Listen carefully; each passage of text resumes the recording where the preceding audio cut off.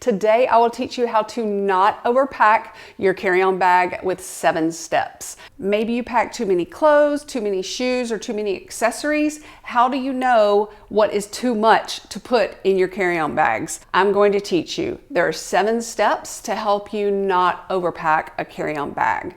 And the number 1 step to not overpacking is to know your carry-on suitcase. You want to open it up and look inside. Look at the open pockets of space, the corners. Can you pack in the divot or the space in between your suitcase handles when they're all the way down inside your suitcase? Pack your essentials in several pouches and then put those inside the large outer pocket of your suitcase. Look at the mesh part of that outer flap. I usually pack shoes in there, but you can also pack books, anything else that would fill up that space. When you notice all of the features in your carry-on bag and the space that they will allow, it will help you think of how you can fit more in without packing too much in. One travel tip for a winter coat is to just stuff it down inside that outer pocket of your carry-on suitcase while you're walking through the airport, and then you can put it in the overhead bins in the airplane. Ollie never leaves home without his coat. Step number 2 to not overpack is to use that personal item bag as an extension of your suitcase. You can spread out your many things that you need to pack if you have an extra bag, or if you think of that extra bag as part of your carry-on suitcase. I use a backpack. I have also used a tote bag. I have also used like a weekender bag. For inside the airplane, you can pack a cardigan in the very bottom of your personal item bag. You can tie it around your waist if there's no space in that bag, or you can just tie it around your waist as your airport outfit, knowing that you'll use that cardigan later on during your vacation. You can pack one of your outfits you're going to wear inside a compression cube and put that in the bottom of your personal item bag. You can pack pajamas, your undies, socks in this compression bag, and that way you don't have to pack them in your carry-on suitcase. They're going to go in the very bottom of your personal item bag. Somebody asked me on my last video about carry-on essentials. They asked me, well, how are you going to get to that cardigan that's in the bottom of your personal item bag? And that's one thing that I do when I sit in my airplane seat. I unpack my personal item bag with the things that I'm going to need mid-flight, if that will help you.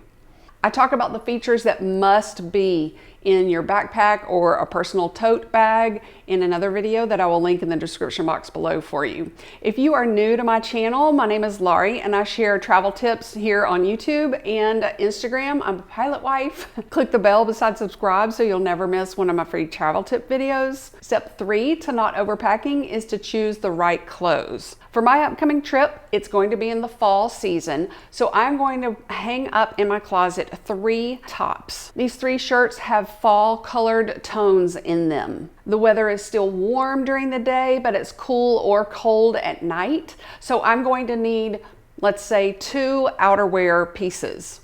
One that I can wear to a restaurant and one that I can just throw on top of a t-shirt or throw on while we're hanging out on the back deck of our vacation rental home in Colorado where there's no humidity in September maybe.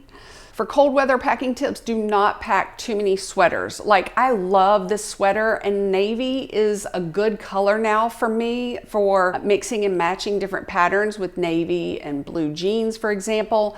But it's too thick to pack this one and this new coral one that I got. So one of them needs to go. And then I'm going to replace one of those thick sweaters with a thin fleece. Thin outer layers can be worn on top of t-shirts. They can be worn when I'm hanging out. They can be worn while I am touring a city and worn around my waist if I'm too hot. But they also take up less space. So in your mind, you are packing that suitcase while you are choosing your clothes. You have 3 shirts and you have 2 outerwear pieces. Maybe one of them is in the bottom of your personal item bag, or you got that cardigan in the bottom of your personal item bag. You can mix and match these items so easily, and look how much space is still available in your carry-on suitcase. So we're packing what we need, but they can be worn more than once. We're not packing too many shirts because we've done the thinking out loud or on paper before we've started packing. I like blue jeans because they do go with so many different tops, dressy or casual. But I also like packing colored denim, especially in the fall. You've got all those fall colored tone denim. Colored denim is usually stretchy and it is usually thin fabric. I wore these green ones in the airport and they would go with this shell top. These are all old from Loft, but look at this new t-shirt at Loft that's out there right now. It can be worn with a cute little cardigan. It can be worn by itself. It can be worn with shorts even. You're going to mix and match. And that t-shirt is solid, but it's got a mix of colors in it. You can choose a patterned shirt that can be worn with a solid cardigan. One travel tip for not packing too many clothes is to pack a solid black t-shirt or a blue one. I can wear it by itself. I can wear it to exercise later on in the week. I can wear it with a cardigan. I can wear it underneath a thin fleece and be warm. You can also pack a scarf. It's lightweight and it can be worn with a solid color t-shirt, or it can be worn with another kind of blouse that is striped maybe. I packed this really thick sweater in my compression cube, this really small compression cube in my carry-on bag for in the airport because it's still 90 something degrees here, but in the airport it is freezing. That is a packing option if you want to bring a really bulky sweater that you just love. I will link a video about 5 different methods to help you pack. Like you could fold or roll, for example. You can choose which method fits your timetable. Even though this navy sweater is a little thick, it can be worn on top of t-shirts and keep me very warm, or it can be worn by itself and it can pass as a nice outfit with jeans and some boots when I'm going to a restaurant at night. Now we're going to pack the rest of our clothes like pajamas, undies, socks. I do not do high intensity exercise on vacation or ever really. So one pair of shorts and a t-shirt is fine for me. I might not exercise every day. Another travel tip is to wear one of your t-shirts that you've already worn later on in the week as a light exercise shirt if you're walking around your neighborhood. Remember that our goal is to only pack what we need. Sometimes I will write down my daily outfits for the activities we're going to do. The tricky part is your shoes. So the 4th step to not overpack is to only pack 1 or 2 pairs of shoes in your carry-on bags. You'll wear your heaviest on the airplane, so now you have 3 pairs of shoes. Here's a challenge for shoes. If you have a pair of shoes that can only be worn with 1 shirt, I want you to find another shirt that can be worn with these shoes so that you can wear those shoes more than once. So that new shirt that you pick out needs to be able to be worn with those shoes and the other pair of easy shoes. Why is this step the most important step to not overpacking? Because shoes are bulky. They take up most of the space in our suitcase. One way to not overpack shoes is to pack shoes that are a 2 for 1. They can be worn in the dirt, in the gravel, in the rain, but they can also be worn at a fancy restaurant or a restaurant at night. They can be worn with jeans or they can be worn with like black denim if you're not going to wear nice pants on your vacation, which is what I would do. These are from Blondo and they are waterproof. Echo also makes water repellent shoes and I have several of those, you know. You may want to pack sneakers that you can tour a city with, but also hang out on the back deck with at night.